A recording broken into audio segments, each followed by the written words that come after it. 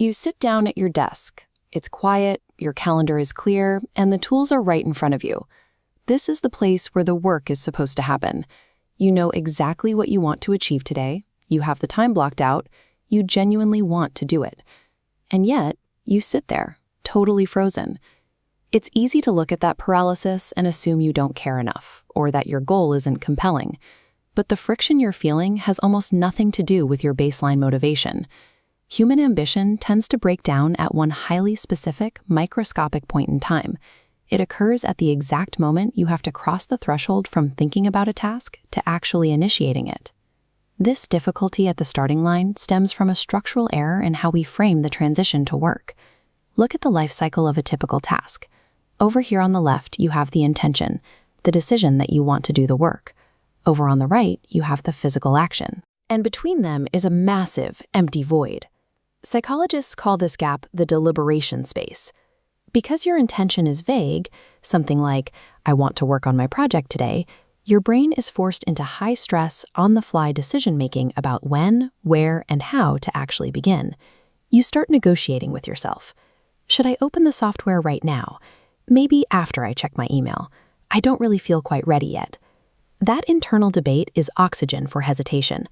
Deliberation triggers a cycle of active avoidance, pushing the moment of action further and further out of reach. You can't beat that hesitation by trying to brute force your way through it with sheer effort. You have to eliminate the temporal space where the debate happens in the first place.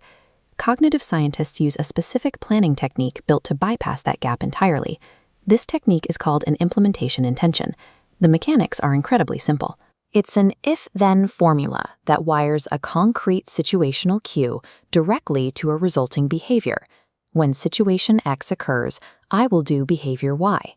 Psychologist Peter Gollwitzer analyzed hundreds of studies testing this exact framework across different populations and goals. This chart shows the aggregate results of those studies, measuring the difference between standard goal setting and implementation intentions. The data reveals an effect size of D equals 0.65. Statistically, that makes this simple if-then equation one of the strongest mechanisms ever recorded for getting people to start difficult tasks. The difference is in the parameters. Take a standard goal intention. I'm going to record this week. It tells you what you want, but it leaves all the difficult questions, the when, the where, and the how, completely unanswered. Now look closely at the implementation intention. When I sit down at my desk after lunch on Tuesday, I will open my recording software and record for 10 minutes. The cue is sitting down after lunch. The day is Tuesday. The first action is opening the software. This creates a state of strategic automaticity. You are taking the heavy mental burden of making a decision and offloading it entirely to your environment. When Tuesday after lunch rolls around, the decision has already been made for you. Your brain recognizes the cue and triggers the behavior before you can second-guess it. By writing the script in advance, the if-then plan collapses the deliberation space to zero. You don't have to decide if you feel like working, leaving your avoidance loop with absolutely nothing to grab onto. Building a plan that actually triggers this automaticity requires 4 specific variables. First, it must be cue-specific. When I have time is not a cue.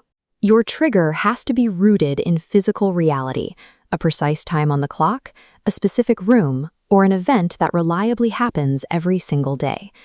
Second, it needs to be action-precise. You aren't just working on a project. You are defining the literal, physical first movement you will make, removing any micro-decisions at the starting line.